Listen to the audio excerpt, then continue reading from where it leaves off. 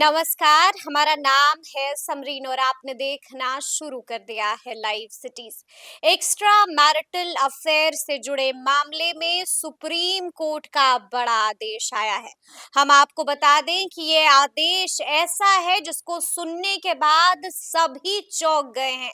अब आप सोच रहे होंगे कि भला मामला क्या है और आप ये जानना भी चाह रहे होंगे कि भला कोर्ट ने ऐसा क्या कुछ आदेश दे दिया है। सब कुछ हम आपको तफसील के साथ इस वीडियो में बताएंगे। तो एक बार फिर से इस मुद्दे पर सीधी बातचीत करने के लिए हमारे साथ पटना हाई कोर्ट के जाने माने एडवोकेट देव प्रकाश जी हैं। सबसे पहले बहुत शुक्रिया बातचीत के लिए। जी नमस्कार।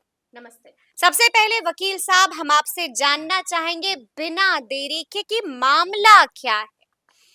देखिए, मामला ये है कि कोर्ट चाहती है या कानून भी चाहता है कि किसी का भी परिवार एक यूनिट है। परिवार से ही समाज बनता है और समाज से ही देश और दुनिया बनती है। तो परिवार अगर स्थिर रहेगा तभी दुनिया और समाज चलेगा। परिवार टूटेगा तो सब कुछ टूटेगा। अगर इस ये कानून केवल ऐसा नहीं कि भारत देश में है। इस कानून में जो इस जजमेंट है, इस जजमेंट में भारत के साथ साथ इंग्लैंड की चर्चा है, अमेरिका की चर्चा है, मलेशिया की चर्चा है और कई एक और देशों की चर्चा है।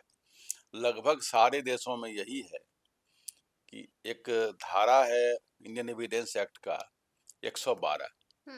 उसके तहत कहा गया है कि अगर कोई शादीशुदा व्यक्ति है और पत्नी और पति आपस में एक दूसरे से मिलते हैं या एक छत के नीचे रहते हैं, अब उनमें भले बातचीत ना होती हो, अलग अलग रहते हो या कोई बातचीत ना हो, कोई संबंध आपस में पति पत्नी का ना हो, ये तो दुनिया को नहीं पता, ये तो केवल आप लोगों को पता। उस बीच में कोई बच्चा किसी और से हो जाता है तो वो बच्चा पति का ही माना जाएगा और उसका पिता वो पति ही होगा। पिता उस बच्चे का पति ही पति ही होगा। होगा जी। जी। यह नहीं है कि हर आदमी हर बात पीछे कहे कि ये बच्चा मेरा नहीं है, इसका डीएनए हम टेस्ट कराएंगे, और कोर्ट आदेश देते फिरे कि भाई इनका डीएनए कराइए और फिर डीएनए में हो जाए तो उस बच्चे का क्या होगा? उस बच्चे को समाज में परिवार में कहाँ जहाँ बैठेगा तो लोग क्या कहेगा कि बास्टर्ड है, नाजायज औलाद है, ये अपने बाप माँ की, अपने माता पे बाप का औलाद नहीं है। कितना खराब गाली है अपने समाज में इस चीज को। तो अगर ये चीज हो जाता ठीक है, उस बायोलॉजिकल फादर जिसको कहते हैं, जिस पिता से बच्चा पैदा लेगा, वो पता लग जाएगा। लेकिन ये पता लगने से समाज का क्या होगा? समाज में बिखराव शुरू हो जाएगा और वो बच्चा जो इतना कलंकित जीवन जिएगा, हो सकता है क्रिमिनल बन जाए, तो समाज का एक खराब अंग बन जाएगा। तो कोर्ट का और कानून व्यवस्था का तो यही काम है, समाज सुचारू रूप से चले, और सुचारू रूप से लाने के लिए एक प्रिजम्पशन दिया गया लॉ, इसको प्रिजम्पशन लॉ कहते हैं, कि अगर आप शादीशुदा जिंदगी में हैं और पति पत्नी साथ में रह रहे हैं, एक छत के नीचे रह रहे हैं और एक दूसरे से मिलते हैं, एक्सेस जो कहा गया है वर्ड में, एक दूसरे से मिलते हैं। अब इसमें ऐसा कैसे कोई आदमी मान लीजिए कि शिप में है, आर्मी में है या इस ढंग के सर्विस में है कि बाहर विदेश गया हुआ है, साल भर से बाहर है, या वो आदमी इम्पोर्टेंट है, वो बच्चा पैदा करने की क्षमता उसमें है ही नहीं, ये जब मालूम मालूम है, तो ऐसे हालात में वो कह सकता है भाई हमको बच्चा पैदा करने की क्षमता ही नहीं मेरे अंदर है, ये बच्चा आया कहाँ से, या हम साल भर से नहीं थे। यहाँ तक कि निर्णय कोर्ट में कई एक जजमेंट में किया हुआ है कि अगर डाइवोर्स भी हो जाता है, पति पत्नी सेपरेट हो जाते हैं, तो उसके 280 दिनों के अंदर कोई बच्चा पैदा लेता है तो आप ही का माना जाएगा। आप ही का माना जाएगा। सेपरेशन के बाद 280 दिनों के बाद अगर बच्चे की पैदाइश हुई तो वो बच्चा आपका होगा। आपका माना मतलब 9 महीना से कुछ 10 दिन ज्यादा ही हो गया। सेपरेशन, दोनों पति पत्नी अलग हो चुके हैं। अलग होने के बाद भी अगर 280 दिन के अंदर बच्चा पैदा लेता है तो उसी पति का बच्चा माना जाएगा। ठीक है। ये जो केस सुप्रीम कोर्ट में गया है, इसमें वो लड़का गया है, जिस लड़का को ये है कि हम इनके पुत्र नहीं, हमारा जो जो रिकॉर्डेड फादर है वो मेरा फादर नहीं है, बायोलॉजिकल फादर मेरा दूसरा है, उसके अगेंस्ट में उसकी माँ ने ही पहले केस किया था। बिल्कुल। और माँ ने केस किया कि भाई हम ये जो हमारा पति है इससे हमको बच्चा नहीं हुआ, हमारा एक्स्ट्रा मैरिटल ऐसी दुस्साहसी महिलाएं अपने समाज में कम हैं।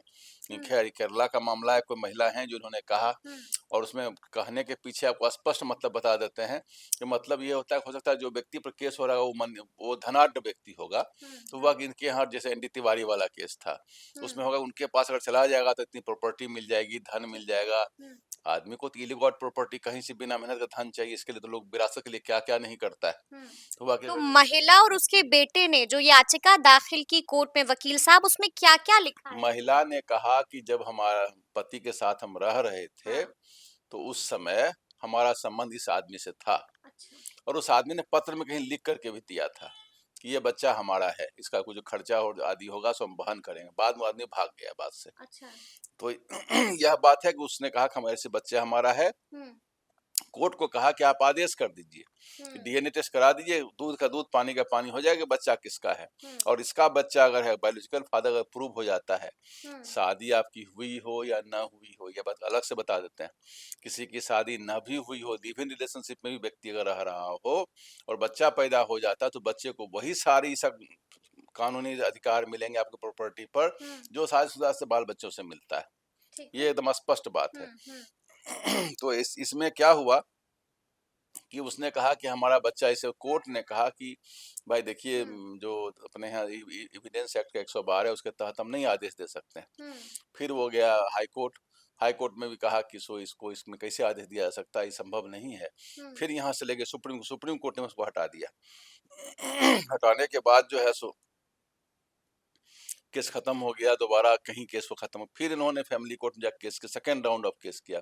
ये 20 साल मुकदमा चला है, और 20 साल मुकदमा चला, और बाद में केस जो किया वो लड़का ने किया कि ठीक है, ये तो अलग बात है, हमको तो मालूम होना चाहिए कि मेरा बाप कौन है, मेरा पिता कौन है, हमको तो राइट है। यानी कि पहले महिला ने किया, फिर उनके बेटे ने किया। बेटे ने किया। अभी इस केस में बेटा ही है। बेटा ने कहा, मिलन जोसेफ नाम है उसका, और उसका जो एलिज नाजायज फादर है, उसका नाम है इवान रतिनाम। तो उस पर कहा, केस किया कि हमको तो अधिकार है नहीं ये जानने का कि मेरा पिता कौन है, क्योंकि हम जिसके रिकॉर्डेड फादर हैं वो हमको पिता अपना बेटा मानता नहीं है, और ये जिसके हम और बायोलॉजिकल फादर हैं वो रोज भाग रहा है कि हमको बेटा मान लेंगे तो हमको प्रॉपर्टी देनी पड़ेगी। हुआ ये था कि जिस पति के साथ वो महिला रह रही थी, बाद में उससे भी डाइवोर्स हो गया है, उसके साथ भी अलग रह रही है। उसका कहना है कि लड़के की पढ़ाई लिखाई में और 2-3 सर्जरी ऑपरेशन हुआ है, ज़्यादा खर्च हो रहा है। जब इसका फादर है, और फादर मनीड व्यक्ति है, तो क्यों नहीं खर्च देगा, मेंटेनेंस कॉस्ट क्यों नहीं देगा। आपको यह भी एक साथ से बताते चलें कि अगर इलीगल रिलेशनशिप में भी कोई व्यक्ति है और बच्चा पैदा ले लिया है, तो मेंटेनेंस खर्चा, पढ़ाने लिखाने खर्चा देना पड़ेगा उसको। शादीशुदा कोई मतलब नहीं, शादी हुई है कि नहीं हुई है। ठीक है। यह भी पक्की बात है इसमें। इन बातों को लेकर के वो गई कि भाई, अब लड़का गया कि हमारा फादर है, तो हमको जाने का अधिकार, फैमिली कोर्ट में जाके केस किया। यह भी कहा कि तो मामला फैमिली कोर्ट में जाना चाहिए था, मेंटेनेंस का मामला तो यहाँ जाता है। तो फैमिली कोर्ट में गया, फिर हाई कोर्ट में गया। हाई कोर्ट ने कहा ठीक है, लेकिन लेजिटिमेसी अलग चीज है और पैटर्निटी अलग चीज है। लेजिटिमेसी का लेजिटिमेसी हिंदी में कहिएगा कि माने वाजिब औलाद जो है, और नाजायज औलाद है, जायज और नाजायज औलाद। तो जायज है कि नहीं तो पता तो चले उसको। सुप्रीम कोर्ट में मामला गया। अब सुप्रीम कोर्ट में मामला में ये हुआ कि जब इसका, इनकी माँ को सर्जरी ऑपरेशन सिजेरियन होने जा रहा था, उस समय एक नो कंसेंट, एक कंसेंट पर साइन करना पड़ता है। अच्छा। कोई भी सर्जरी में ऑपरेशन में कहीं जाइएगा अस्पताल में, एक कंसेंट पर साइन कराएगा, सहमति पर, भाई कोई सर्जरी में जान भी जा सकती, तो उसमें कहता है कंसेंट पर साइन करिए। तो वो कंसेंट पर जो साइन किया है वो इनके रिकॉर्डेड फादर ने, जो उसमें पति थे, उन्होंने किया। जब इनका बर्थ सर्टिफिकेट बना है, तो बर्थ सर्टिफिकेट में उसका नाम है पिता का। किस पिता का? जो हस्बैंड है उस समय। जब वो आदमी स्कूल में नाम लिखाया है, तो वहां भी फादर का नाम, उसका नाम लिखा हुआ है। बाद में ये लोग चेंज कराना चाह रहा है कि नहीं, ये फादर हमारा नहीं है, और कहीं कोई लेटर भी रखे हुए है। तो बोला लेटर को हम लोग वेरीफाई, लेटर वो डिनाई करके, लेटर हमारा लिखा हुआ नहीं है। अब उसका कौन फॉरेंसिक करावे, कौन ट्रायल करावे, कहाँ से क्या हुआ नहीं हुआ। लेटर एक रखा गया था उसमें। तो कहा जब इतना लिखा हुआ है, तो बोला कि हमारा डाइवोर्स हो चुका है इनसे। बोला डाइवोर्स हुआ है अब ना, जिस समय ये घटना घटी है, जिस समय आपको बच्चा, उसमें मैंने आपको एक बात बता दी कि सेपरेशन के 280 डेज बाद तक भी बच्चा होता है तो उसी का माना जाएगा। और सबसे बड़ी बात है, हॉस्पिटल में नो कंसेंट पर साइन किया हुआ है, बर्थ सर्टिफिकेट में उनका नाम दिया हुआ है। तो ऐसे हालत में सुप्रीम कोर्ट ने कहा कि जो 112 जो सेक्शन है हम उसी के ऊपर जाएंगे, और यह हम नहीं जाएंगे हम, तब तो ये तो समाज में एविडेंस एक्ट का सेक्शन 112 एविडेंस एक्ट का क्या कहता है वो बताइए ये आप? कहता है कि अगर शादीशुदा व्यक्ति आप हैं हाँ। और आपको उस दरमियान कोई बच्चा होता है और पति पत्नी आपस में मिलते हैं, आपसी संबंध आप लोगों का हो रहा है, तो ऐसे दरमियान में अगर बच्चा होता है, अगर मान लीजिए संबंध नहीं हो, जब मैंने आपको बताया कहीं दूर ठीक है। हैं, आर्मी में है, नेवी में है, शिप में है, या कहीं विदेश गए हुए हैं, या इम्पोर्टेंट हैं, जो आपसे संबंध आप बना ही नहीं सकते हैं किसी औरत से, तो संबंध जब नहीं बना सकते हैं तो आपका बच्चा नहीं होगा। अगर इस ढंग की कोई बात नहीं है तो बच्चा आप ही का माना जाएगा, यही 112 कहता है। अच्छा, कि अगर ठीक है। एक्सेस, अगर आपको एक्सेस हो रहा है, हाँ, हाँ। एक छत नीचे रह रहे हैं, संबंध पति पत्नी का है कि नहीं है, हुँ। आपस में बातचीत नहीं है, कोई रिलेशनशिप नहीं, इससे मतलब नहीं है, बच्चा हुआ तो आप ही का बच्चा माना जाएगा, यही अच्छा, 112। ऐसे ऐसे में एक और सवाल मन में आया है कि जिस शख्स को कटघरे में खड़ा किया गया यानी कि माँ के ज़रिए भी और बेटे के ज़रिए भी, उस शख्स ने अपने पक्ष में क्या कुछ कहा कोर्ट के भीतर? उस शख्स ने कहा कि हमारा संबंध था, लेकिन हमारा शारीरिक संबंध कुछ भी नहीं था, अच्छा। हमारा बच्चा ही नहीं है, वो साफ डिनाई कर गया है। हुँ। तो अब तो जब डिनाई कर जाएगा, डिस्प्यूट हो गया तो ठीक है, मामला तो कोर्ट में चलेगा ही चलेगा। बिल्कुल चलेगा। तो हाँ। किया, दो व्यक्ति का संबंध अब चला गया कोर्ट में, व्यक्ति के संबंध में कोर्ट को बहुत दिक्कत हो जाती है, हुँ, जब शादी वाले संबंध में कोर्ट को प्रॉब्लम होती है, दो व्यक्ति का संबंध है, बीच में कोर्ट घुस रही है, हुँ, तो कोर्ट घुस रही है तो कोर्ट कैसे निकाले?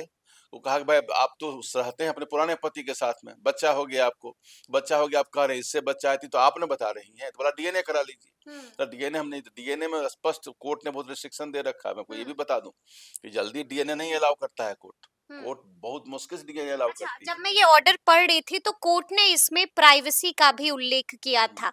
क्यों किया था प्राइवेसी का प्राइवेसी उल्लेख? इसलिए उल्लेख किया था कि ठीक है, ये महिला तो चली गई, हमारा बच्चा नहीं है, इसका हाँ। बच्चा खुद कहने के लिए चली गई, या एनडी तिवारी वाली कैसे महिला खुद चली गई, कितनी महिलाएं जाने वाली हैं।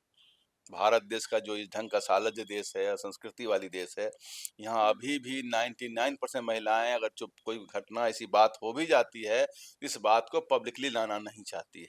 तो अगर इस बात को कहीं किसी का इंटीमेट रिलेशनशिप है, दो व्यक्ति का आपसी रोमांस का संबंध है, उसको हम जग जाहिर क्यों, जो देखिए व्यक्तिगत संबंध को बाजार में नहीं बेचा जा सकता है, वो हुँ, सामाजिक, अभी देखिए पॉलिटिक्स में क्या हो रहा है, हम बराबर देखते हैं कि किसी व्यक्ति का जातीय संबंध पर बहुत सवाल यह उठ रहा है, उसका हाँ, बेटा, उसकी पत्नी, उसकी बेटी, इस पर बहुत बात होती है, हुँ, नहीं होनी चाहिए। जात व्यक्तिगत संबंध प्राइवेसी के दरमियान आता है, और जो इंटीमेट रिलेशनशिप है, जो अंतरंग हाँ, संबंध की बात है, अंतरंग संबंध कभी भी सार्वजनिक नहीं होना चाहिए, व्यक्तिगत संबंध होती है। हुँ, अब कोई आदमी रोटी खाता है, कोई चावल खाता है, कोई नॉन वेज खाता है, कोई वेज खाता है, कोई क्या खाता है, कोई क्या पीता है, हुँ, इस पर बहुत बात नहीं होना चाहिए, व्यक्तिगत चीजें हैं। हुँ, उसी को उसने कहा कि राइट टू प्राइवेसी, जो पुट्टा स्वामी जजमेंट में भी कहा गया था कि अगर किसी व्यक्ति को डीएनए हम कराने लगे, तब तो हर हुँ। आदमी कहेगा पांचों बच्चा है, तो पांचों डीएनए करा के देखते हैं लेकिन किससे वकील बच्चा साहब आपको नहीं लगता है कि अगर डीएनए कराने का आदेश कोर्ट दे देता तो दूध का दूध पानी का पानी वहीं के वहीं हो जाता? है। और उसका इफेक्ट मान लीजिए कि ये हो जाता कि ये बच्चा नाजायज है,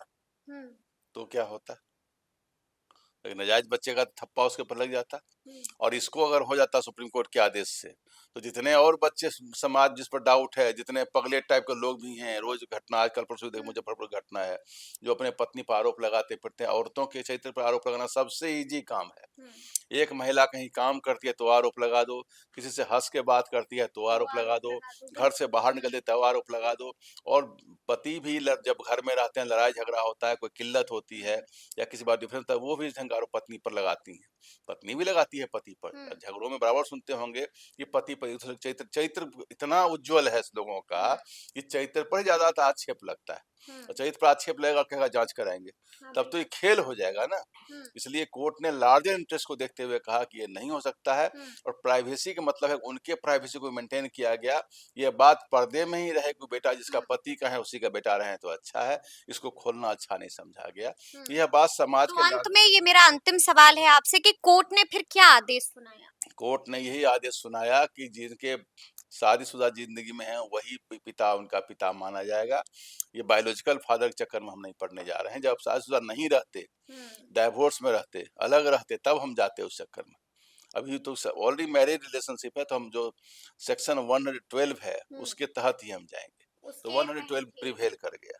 प्रिवेल कर गया सेक्शन 112, तो सुना आपने क्या कुछ बताया है। Indian evidence act. Indian evidence act का सेक्शन 112 प्रिवेल कर गया, तो सुना आपने क्या कुछ बताया है वकील साहब ने। तो फिर ये पूरी चर्चा, पूरी बातचीत और पूरा वीडियो आपको कैसा लगा है, कमेंट करके हमें जरूर बताइएगा। तो ऐसे तमाम अपडेट्स के लिए बिल्कुल ऐसे ही हमारे साथ बने रहिएगा और देखते रहिएगा लाइव सिटीज। बहुत शुक्रिया।